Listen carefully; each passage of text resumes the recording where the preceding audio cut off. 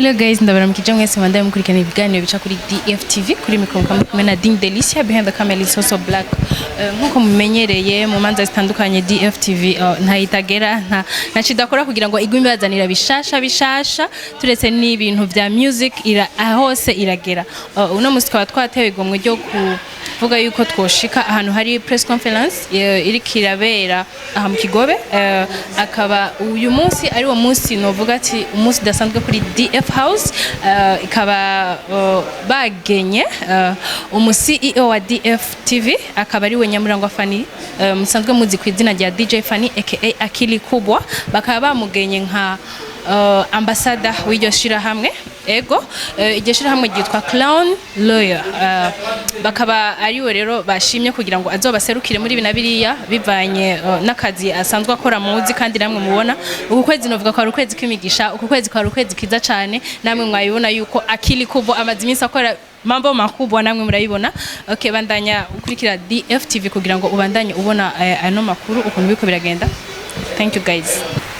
Nongeye kubaha ikaze mwese, nongera dushimira Imana cyane cyane yuko adushikanye aya masaha aya mango turi bazima, nkabanda baharera ikaze mwisange ntatevye. Nkuko mwarimu bivuze Alenova, jejwe gisata cy'ubudandaji muri Crown Royal. Ico gisata naco kijejwe kudandaza ibinyobwa vya Crown Royal. Ati Crown Royal ni iki? Crown Royal ni shirahamwe, ni ihinguriro ikora ibinyobwa bitandukanye. Muri ivyo binyobwa bitandukanye turafisemwo ivyo tuvuga by'amarikere, turafisemo n'ivyo bita ama wine. Nkuko mubibona imbere yanyu uko imeza ishajije, kuma nk'akarorero ku marikere ngireko hari ubwoko butandukanye. Ku marikere turafise izo bita Burundi Warage. Burundi Warage nizo ziri mu macupa ameneka. Hariho ubwoko butandukanye muri Burundi Warage, turafise izo bita Burundi Warage coconut, turafise Burundi Warage pineapple, turafise na Burundi Warage coffee. Muri izo rikere hejuru y'izo onye za Burundi Warage turafise izindi twita Simba Wanyika. Simba Wanyika turafise naho nyene ubwoko butandukanye, turafise Simba Wanyika brandy, turafise Simba Wanyika vodka, turafise Simba Wanyika gin, nazo tukaba tuzifise mu novuga mu maforma atandukanye. Nko kuri Burundi Warage nsubiye inyuma gato, duhera kuri 750 ml, turafise 350 ml, turafise na 200 ml. Kuri izo nazo nyene za Burundi za Simba Wanyika turafise 200 ml na 100 ml.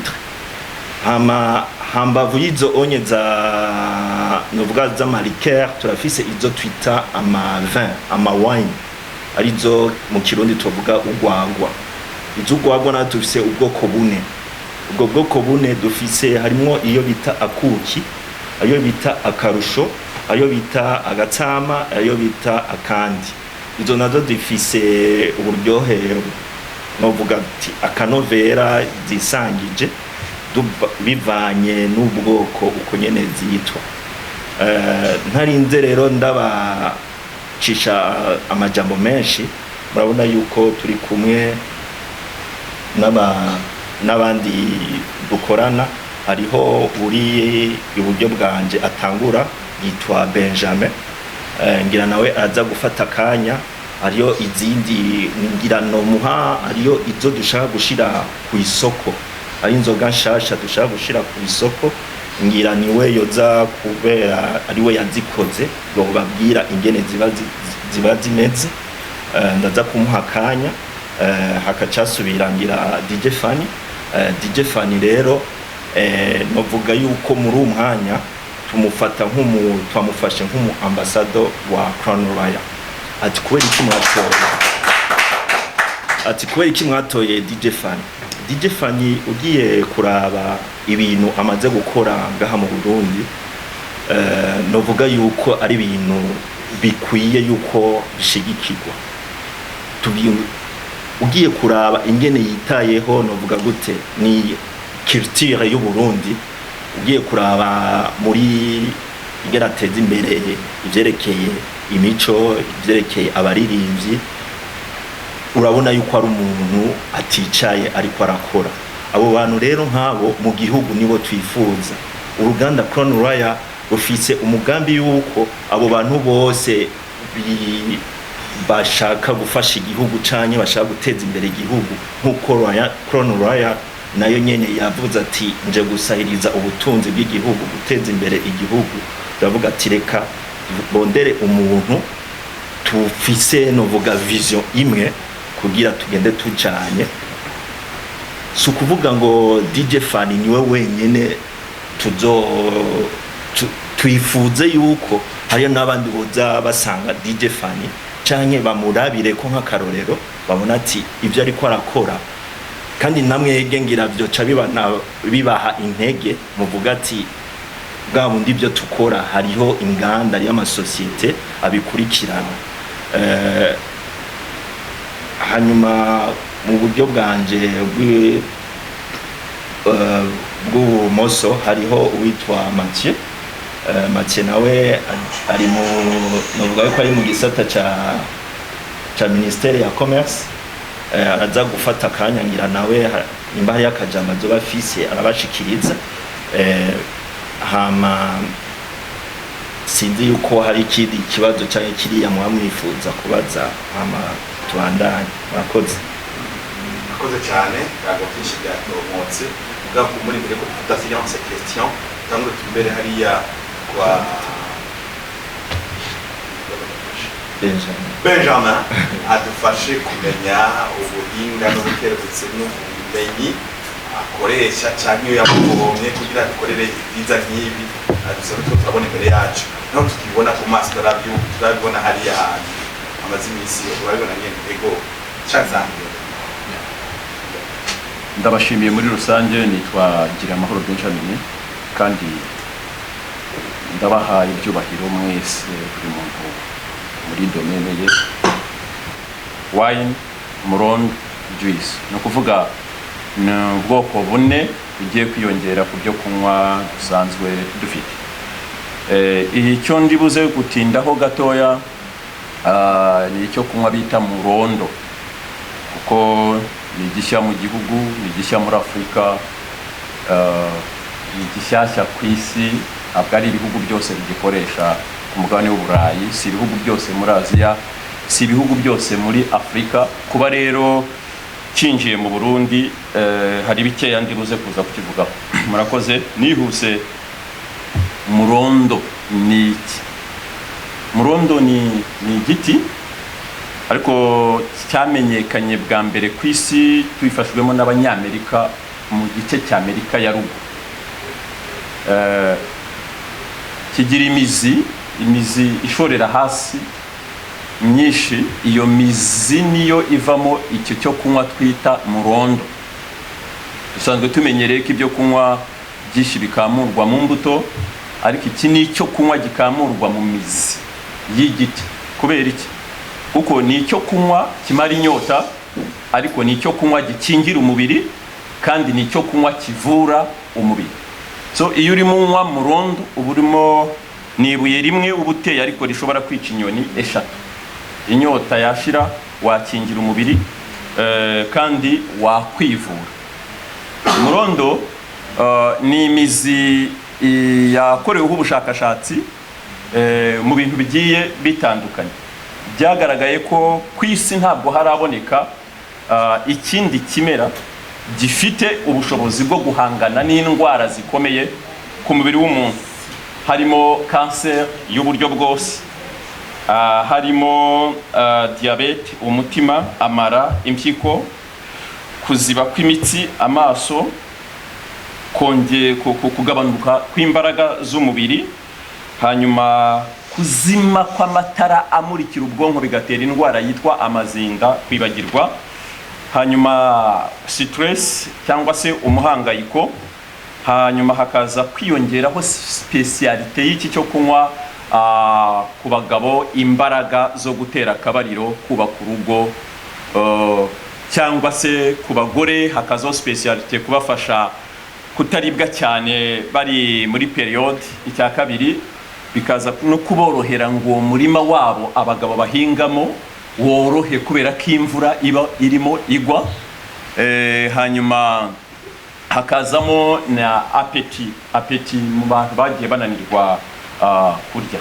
Ubushakashatsi bwerekanye ko umurondo nicyo giti cyonyine gishobora koza impyiko. Impyiko niyo laboratoire y'umubiri, niho dusuzumira uko ubuzima buhagaze.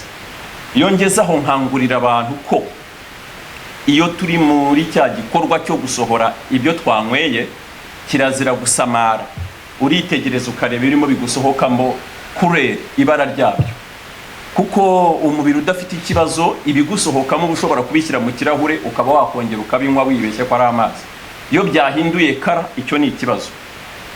Ibibazo byose dushobora kubonera mu bisohoka mu muntu, umuti wabyo ni murondo. Hari abagira ibibazo by'itera ry'umutima, ipo ubye hypertension ubye hypotension, byose murondo irabiringaniza. Hanyuma hari ikibazo kijya kiba ku mitsi, ibinure biba mu mitsi bituma amaraso adatembera neza. Muzakunda kwibona abantu imitsi igenda yipfunditse. Ibyo binure biza hagati mu mutsi bituma circulation y'amaraso kuva ku mutima kugera ku dutsi dutoya two ku ruhu rw'inyuma ihagarara. Kubera iki?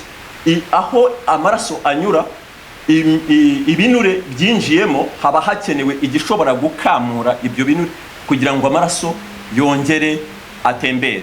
Murondo wine ni icyo kunywa gifasha abagabo kugira intanga ziri strong, intanga zikomeye ziri strong. Murondo wine nicyo cyo kunywa cyagaragaye gishobora gufasha abantu koza amaso. Ubushakashatsi bwerekanye ko ikintu cya mbere cyoza amaso kikarwanya indwara y'ubuhumyi ni amarira. Amarira nicyo kintu cyiza cya mbere kibaho ku maso, akaba ari ibintu byiza kurira. Yenda wakwibaza uti kuki uvuze ko ari amarira kandi yenda kurira ari akaga? No, ntabwo amarira ari ikintu kibi, ahubwo ikibi ni gishobora gutera amarira. Amarira ni amarangamutima. Amarangamutima ashobora kuba meza, ashobora no kuba mabi, ariko icyo mvuga ni icyo nyine, icyo ngicyo, iyo emotion igutera kurira, nta kindi kintu nyuma y'amarira gishobora koza amaso no kurwanya indwara y'ubuhumyi, nk'umurondo. Umurondo rero ngerageje kuvugaho muri makeya, ngira ngo mwawitegereje. Niba mwanyemerera na utero aho bereka, iyi ni juice. Kubera iki? Kubera ko hariho benshi badakoresha alcohol, kandi twifuza ko iki cyo kunywa gishobore kubageraho ibyo byiza byacyo mvuze muri makeya nabo bishobore kubageraho. Hanyuma tukagira na murondo wine, ni ku bantu bakunda alcohol. Muri makeya nari ngerageje gukoresha igihe gitoya dufite kugira ngo ngerageze kuvuga ibyo byo kunywa bishya.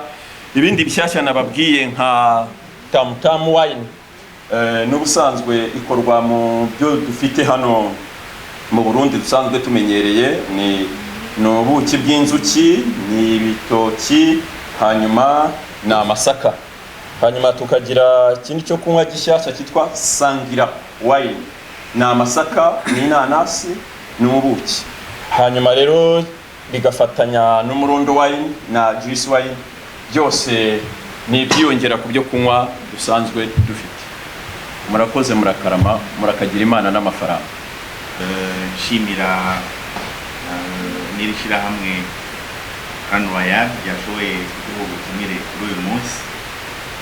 Munyemerere ndaza kuvuga icyo no kwita de paske ndaza kuvuga gukora muri ubwo bushyiranganji, nongere mvuge kandi nk'umwe asanzwe amaze guhonja kuri ibyo binyobwa kandi yongera akanabidandaza. Ntanguye rero kuri icyo cya mbere, nashaka kumenyesha mwebwe ba journaliste muri hano n'abaza gukurikira iki kiganiro yuko ibinyobwa bya Crown Royal ari ibinyobwa bikwije amategeko.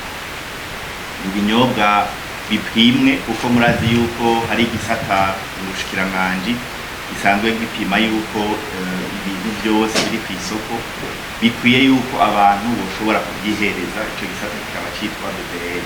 Ibinyobwa rero ni ibinyobwa byamaze guca muri icyo gisata ca BBN, iremeza yuko ari ibinyobwa ataco bifise byogira nabi ku magara y'abantu.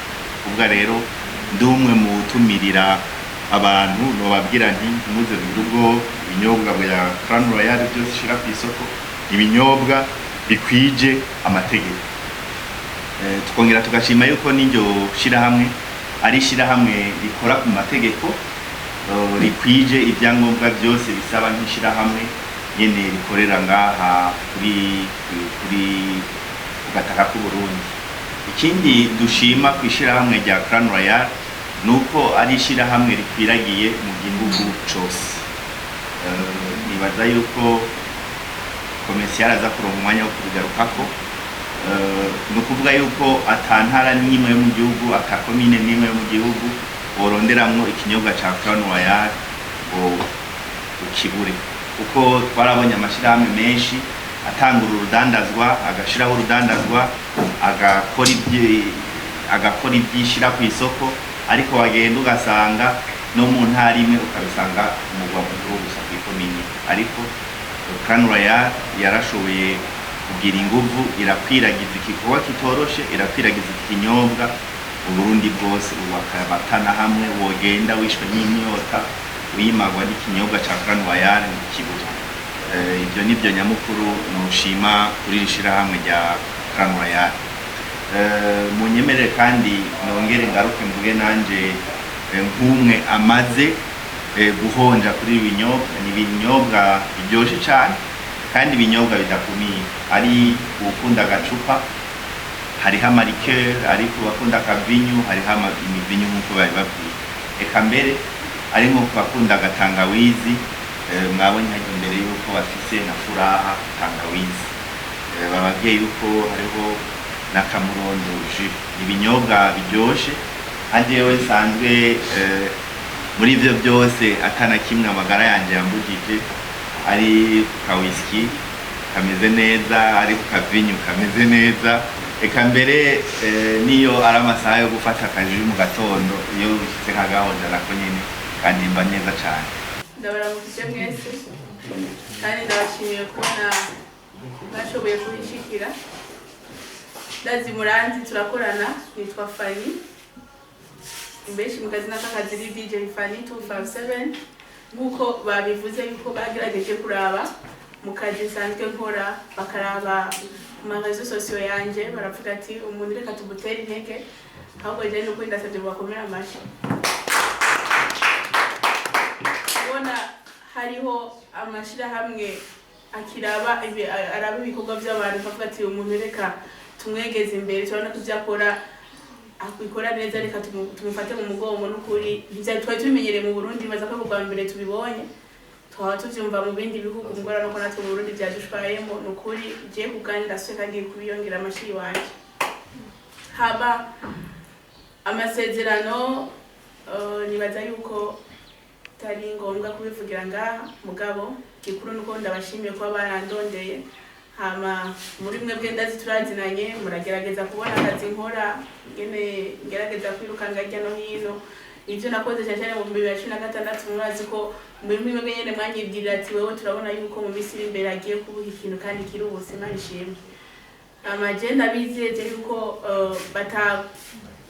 baguye nteza, kuko je nzokora ibishoboka byose bishobore kubereka aho ngeza, kandi nizera yuko ko bavuze ati bazoraba n'abandi. Nibaza yuko jewe ngiye kubera urumuri abandi kugira bazoronderwe nabo nyene, kuko iyo turiko turakora tutembe ngo tuko turatamba nk'abirorera si byiza. Mugabo ko hatangiye kuboneka abantu bafata mu mugongo, Imana ishimwe.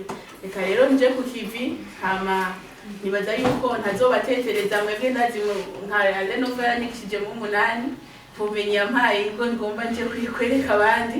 Hama abandi bose ndazi turakorana, DJ Lefani yarankuriye mu mwuga urumva mwese muri abantu munkuriye mu mwuga mbwa mwankurikiranira hafi nibaza yuko ivyo ngiye gukora ntagiye kubatekereza murakoze cyane.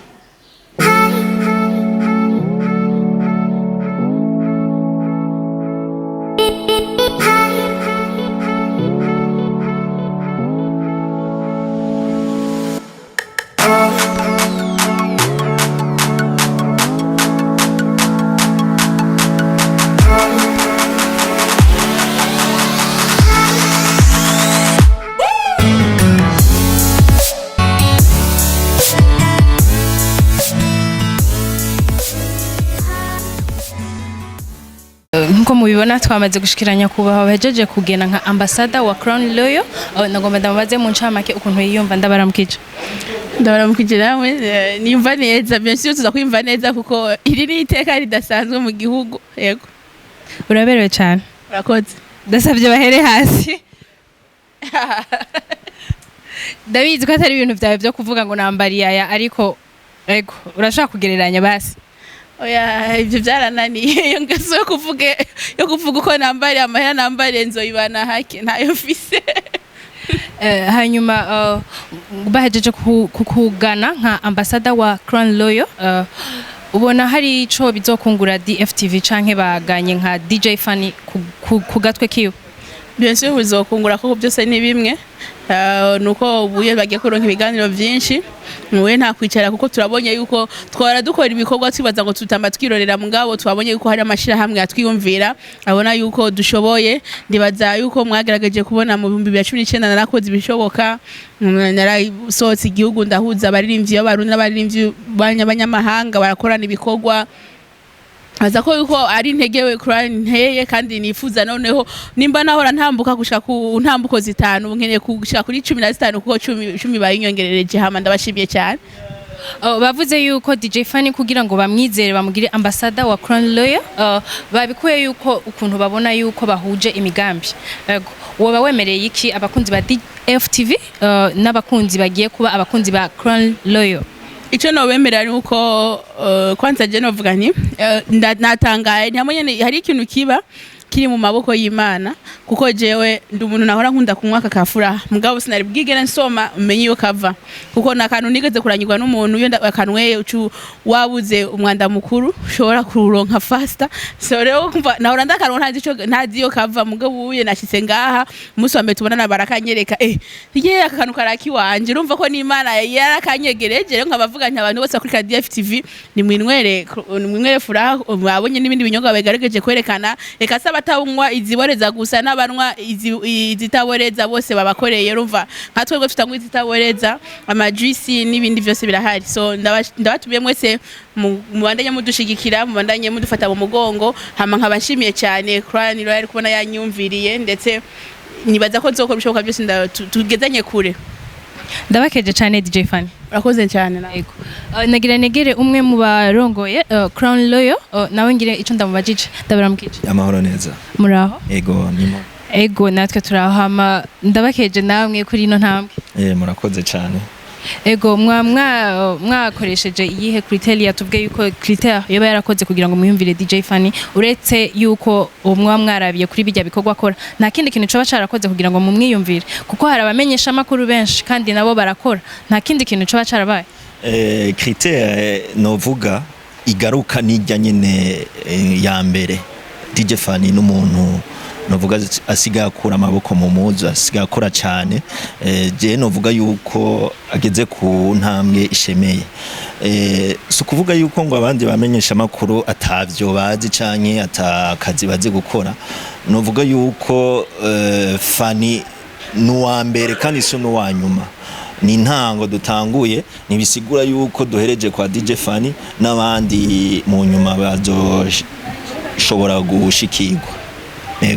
Ego hama kino kinyobwa twabonye yuko mbega coba cakorewe imuyinga canke imuyinga nirihe soko ni cerekeranye iki ni muyinga ko nabonye umengo nico kintu kiguma kigaruka ku ma affiches twabonye ni hinguriro novuga yuko siège yayo iri muyinga n'uruganda rero ruri bazi muyinga n'umugwizatunga yarushize donc yarutanguje urwo ruganda akomoka imuyinga rero yavuze ati ateze intare yiwe imbere mbese n'igihugu cyose ego mwiteguye gute kubijanye no guhanahana novuga ati gusangira bino binyobwa byanyu murafise abazoza barabitanga canke abantu ubikeneye yo bironka gute nkuko nabivuze ntitwatanguye gukora uno munsi twari